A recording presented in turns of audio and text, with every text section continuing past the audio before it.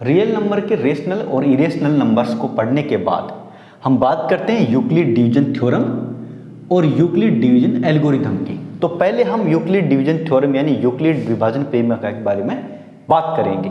ये क्या होती है, यूक्लिड्स डिवीजन थ्योरम क्या होती है। देखो, यूक्लिड्स डिवीजन थ्योरम यानी जिसको लेमा भी बोलते हैं थ्योरम को, states that for any two positive integers यानी दो पॉजिटिव इंटीजर्स के बारे में बात करता है जहां पे ए और बी दो पॉजिटिव नंबर है। The condition A equal B Q plus R, यानी ए की कंडीशन क्या होगी, बी को क्यू से मल्टीप्लाई करेंगे और आर को ऐड करेंगे तो ए मिलेगा हमें। ठीक है, वेयर जहां जीरो है वो आर से बराबर होगा या फिर आर से छोटा होगा और आर क्या होगा, बी से छोटा होगा। यानी यहाँ पे ये कंडीशन बनेगी। इसको आगे हम एग्जाम्पल से देखेंगे। जो ये कंडीशन है इसके लिए आगे क्या कहता है, ये ऑलवेज होल्ड ट्रू, यानी ये हमेशा क्या होगी, सत्य होगी। ठीक है, सही होगी। This means that any positive integer, यानी इसका मतलब ये है एनी पॉजिटिव इंटीजर्स, यानी कोई भी पॉजिटिव इंटीजर्स जहाँ पे a can be divided by another positive integers b, यानी इसका मतलब क्या है, कोई भी पॉजिटिव इंटीजर जिसको हम ए कह सकते हैं, यदि वो कोई दूसरे पॉजिटिव इंटीजर्स जिसका नाम बी रखते हैं उससे डिवाइड होता है with a unique quotient Q and remainder are.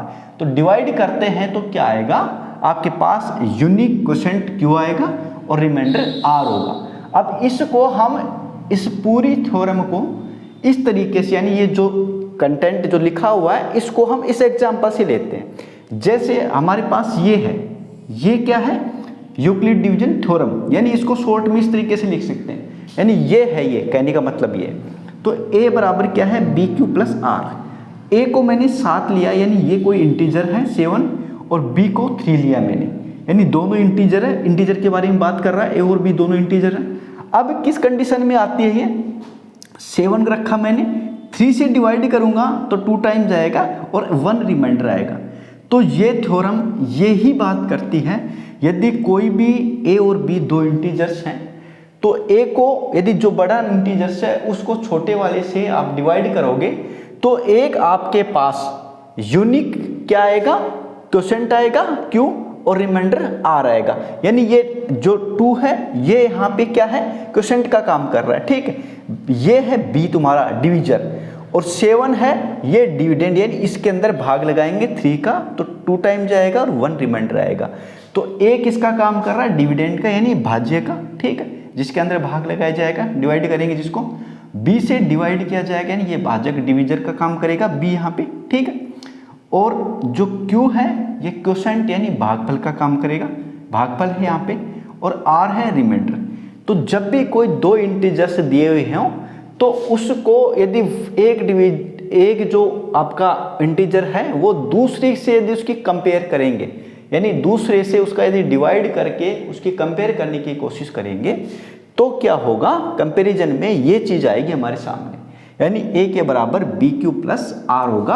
और b और q और r और a इन सब के बारे में मैंने यहाँ पे आपको बता दिया है। यानी 7 को लेते हैं 3 से डिवाइड करते हैं तो 2 टाइम जाएगा, यानी 2 इससे मल्टीप्लाई होगा फिर +1, यानी इसके बराबर ये ऐसे होगा। तो ये आपकी Euclid theorem, Euclid division theorem, ये आपकी यही चीज बताती है कि कोई भी दो इंटीजर्स होंगे a और b, या कोई भी इंटीजर्स होंगे आपके पास, तो आप उसको इस तरीके से लिख सकते हो। यदि एक दूसरे से डिवाइड करोगे तो आपके पास एक यूनिक q आएगा, ठीक है, जो जिसको क्वोशेंट बोलते हैं, और एक रिमाइंडर आएगा आपके पास। तो ये आपकी यूक्लिड डिवीजन थ्योरम कंप्लीट हुई। इसके बाद नेक्स्ट आपकी आएगी यूक्लिड डिवीजन एल्गोरिथम।